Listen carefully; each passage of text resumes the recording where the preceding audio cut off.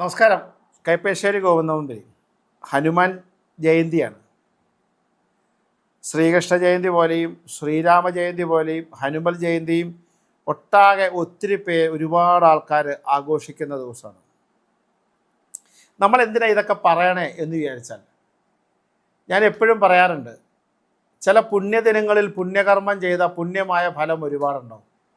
നമ്മൾ ചെയ്യേണ്ട പോലെ ഇപ്പം അമ്മ പനി പിടിച്ച് കിടന്നു, മരുന്ന് മേടിക്കാൻ ആളെ പറഞ്ഞു വിട്ടിട്ട്,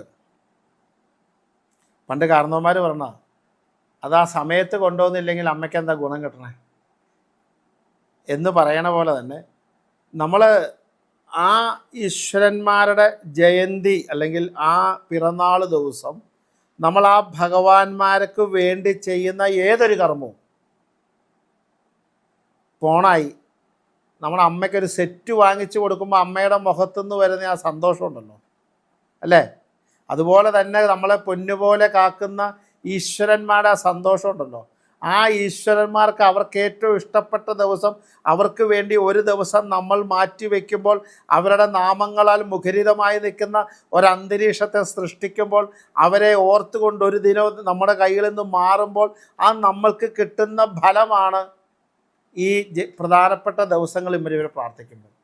അപ്പോൾ ഈ ശ്രീകൃഷ്ണ ജയന്തി പോലെയും ശ്രീരാമ ജയന്തി പോലെ തന്നെ ഹനുമൽ ജയന്തി കൊണ്ട് ഏറ്റവും, അതായത് ഹനുമാനെ ഞാൻ എന്താ അദ്ദേഹത്തെക്കുറിച്ച് നിങ്ങളോട് പറയേണ്ട കാര്യമില്ല, കേമായിട്ടറിയാം.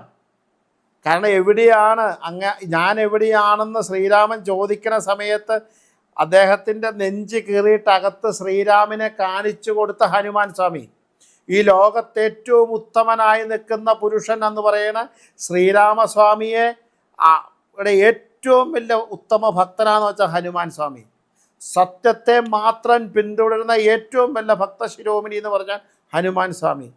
ഏറ്റവും, അതായത് നമ്മൾ സ്നേഹിക്കുന്നവർക്ക് വേണ്ടി എന്ത് ചെയ്യാനും മടിയില്ലാത്ത ആരാണെന്ന് ചോദിച്ചാൽ ഹനുമാൻ സ്വാമി. മരുത്വാമല എടുത്തുകൊണ്ട് വന്നത് നമുക്കറിയാലോ. നമ്മുടെ ശ്രീലങ്കയിൽ സീതാദേവിയെ തട്ടിക്കൊണ്ട് പോയപ്പോൾ അവിടെ അദ്ദേഹം അഗ്നി കൊണ്ട് തീ പിടിപ്പിച്ച ചരിത്രം നമ്മൾ വായിച്ചിട്ടുണ്ട്.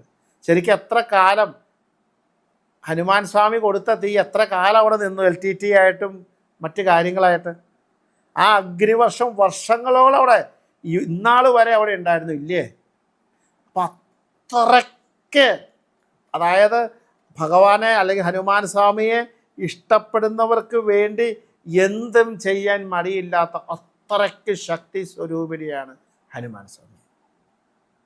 അതായത് നമ്മുടെ ഒരു തെറ്റുമില്ലാതെ നമുക്കെതിരായി ചിന്തിക്കുക, പ്രവർത്തിക്കുക, കുറുമ്പ് കുന്നായ്മ പറയുന്ന സകല ആൾക്കാരുടെയും ദുർശക്തികളെ ഇല്ലാണ്ടാക്കാൻ ആർക്ക് സാധിക്കുമെന്ന് ചോദിച്ചാൽ അപ്പോൾ പറയാം ഹനുമാൻ സ്വാമിക്ക്. ഒരു കാര്യത്തിൽ ഇറങ്ങിക്കഴിഞ്ഞത് പൂർണ്ണമായ വിജയത്തിലേക്ക് നമുക്ക് എത്തണം എന്ന് നമ്മൾ നിരീക്ഷിച്ചാൽ അതിനാരെ പ്രാർത്ഥിക്കുന്നത് ചോദിച്ചാൽ അത് ഹനുമാൻ സ്വാമിയെ. ഒരു വ്യക്തിയെ പൂർണ്ണമായ സംരക്ഷിച്ച് നിർത്തണം എന്ന് പ്രാർത്ഥിച്ചത് ആരെ പ്രാർത്ഥിക്കണം? അത് ഹനുമാൻ. ആ ഹനുമൽ ജയന്തിയാണ്. ആ ഹനുമാൻ ജയന്തിയുടെ അന്ന് രാവിലെ ഹനുമൽ ക്ഷേത്രങ്ങളുണ്ട്. നിങ്ങൾ ഇന്ന് ഇതുപോലെ തന്നെ തലേദിവസം നിങ്ങൾ ഒരിക്കലെടുക്കുന്നത് നല്ലതാണ്. ബ്രാഹ്മ മുഹൂർത്തത്തിൽ എണീക്കുന്നത് നല്ലതാണ്. ഹനുമാൻ ചാലീസ് 24-36 തവണയൊക്കെ ഒരു ദിവസം ജപിക്കുക. 12, 24, 36 തവണ രാവിലെ ജപിക്കുന്നത് നല്ലതാണ്. ഹനുമാൻ്റെ ക്ഷേത്രങ്ങൾ അടുത്തുണ്ടെങ്കിൽ അവിടെ ഹനുമാൻ്റെയോ ശ്രീരാമൻ്റെയോ അമ്പലം ഉണ്ടെങ്കിൽ അവിടെ പോയി ദർശനം നടത്തുക. ഹനുമാന് കദളിപ്പഴം, അവിൽ നിവേദ്യം, അങ്ങനെ ഇത്യാദി നിവേദ്യാദികളും പ്രധാനപ്പെട്ട പായസങ്ങളൊക്കെ ചെയ്യുന്നത് നല്ലതാണ്. അതുപോലെ തന്നെ ഹനുമാന് അന്നത്തെ ദിവസം നല്ല തുളസിമാല, മറ്റേ ചെത്തിമാലയൊക്കെ ചാർത്തുന്നത് നല്ലതാണ് ഹനുമാൻ്റെ പ്രതിഷ്ഠയുണ്ടെങ്കിൽ. ഇനി അഥവാ അടുത്ത അമ്പലം ഒന്നുമില്ല, ഹനുമാൻ്റെ ശ്രീരാമൻ്റെ ഇല്ലെങ്കിൽ നിങ്ങളുടെ കുടുംബത്തിരിക്കുന്ന ഹനുമാൻ സ്വാമിയുടെ ഫോട്ടോയിൽ തന്നെ കുങ്കുമം പ്രസാദമായി ചാർത്തുക, മാല ചാർത്തുക, അവിടെ അവിൽ സങ്കല്പത്തിൽ നിവേദ്യമായത് വെക്കുക, നാമം ജപിക്കുക, നമസ്കരിക്കുക, ഇത്യാദി കാര്യങ്ങൾ ചെയ്യുക. ഫോട്ടോ വെച്ചാൽ മതി. ഫോട്ടോയുടെ മുമ്പ് ഇലക്കകത്ത് അവിൽ വയ്ക്കാം, അവിൽ ശർക്കരയും വെക്കാം, പഴവും. എന്നിട്ടത് നമ്മൾ കുറച്ച് നിവേദ്യമായിട്ട് സങ്കല്പിച്ച് വയ്ക്കാം. ഭഗവാന് കുങ്കുമം ചാർത്താം, ഭഗവാനെ മാല അണിയിപ്പിക്കാം, ഭഗവാന്റെ മുമ്പിൽ നാമം ജപിക്കാം. എന്തായാലും അന്നത്തെ ദിവസം രാവിലെ ആയിട്ടോ വൈകുന്നേരം ആയിട്ടോ 1 മണിക്കൂർ ഭഗവാന്റെ നാമജപങ്ങളാൽ, ഭഗവാന്റെ ചിന്തകളാൽ, പ്രാർത്ഥനകളാൽ നമ്മൾ ഒരു ദിവസം കൊണ്ടുപോകണം. എന്നിട്ട് ഹനുമാൻ സ്വാമിയോട് പ്രാർത്ഥിക്കുക, ഞാനോ എൻ്റെ പരമ്പരയോ ചെയ്യുന്ന കാര്യങ്ങളുടെ വിജയത്തിന് അത്രയും ഞങ്ങൾ ചെയ്യുന്ന പ്രവൃത്തികളുള്ള സംരക്ഷണത്തിന് അവിടുത്തെ അനുഗ്രഹം വേണമെന്ന് ഭഗവാന് കേണപേക്ഷിക്കുക.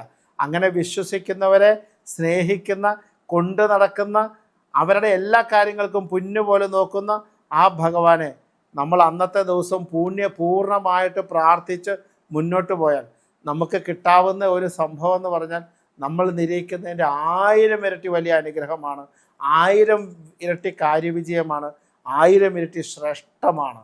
മനസ്സിലാവുന്നുണ്ടോ? 1000 ഇരട്ടി ശ്രേഷ്ഠമാണ്. വെറ്റിലമാല, വടമാല എന്ന് വേണ്ട, അങ്ങനെ ഒരുപാട് കാര്യങ്ങൾ അദ്ദേഹത്തിന് വേണ്ടി ചെയ്യാൻ സാധിക്കും അന്നത്തെ ദിവസം. അപ്പോൾ അന്നത്തെ ദിവസം ഹനുമൻ ജയന്തി പ്രമാണിച്ച് അന്ന് നിങ്ങളുടെ ജീവിതത്തിലെ രാവിലെയും വൈകുന്നേരവും ഒരു 20 മിനിറ്റ് വെച്ചെങ്കിലും മിനിമം അദ്ദേഹത്തിന് വേണ്ടി മാറ്റി വെച്ചാൽ നിങ്ങൾക്ക് കിട്ടാവുന്ന മഹത്തരമായ കാര്യവിജയമാണ്, മഹത്തരമായ ഐശ്വര്യമാണ്, മഹത്തരമായ ശത്രുവിജയമാണ്, ഉയർച്ചയാണ്. ജോലിയിൽ പ്രമോഷൻ കിട്ടാൻ, സാമ്പത്തികപരമായി വരാൻ, വീടുകൾ മേടിക്കാൻ, സ്ഥലം മേടിക്കാൻ, കാര്യവിജയത്തിന് എന്ന് വേണ്ട എന്തിനും നിങ്ങൾ ശക്തമായി പ്രാർത്ഥിച്ചോളൂ, ഉത്തരം അതുപോലെ കിട്ടും. അത്രയ്ക്ക് ശക്തിമത്ത സ്വരൂപമാണ് ഹനുമാൻ സ്വാമി. ആഞ്ഞു പിടിച്ചോളൂ, എല്ലാം വിജയത്തിലേക്ക് എത്തും, എല്ലാം നല്ല സ്ഥാനത്തെത്തും.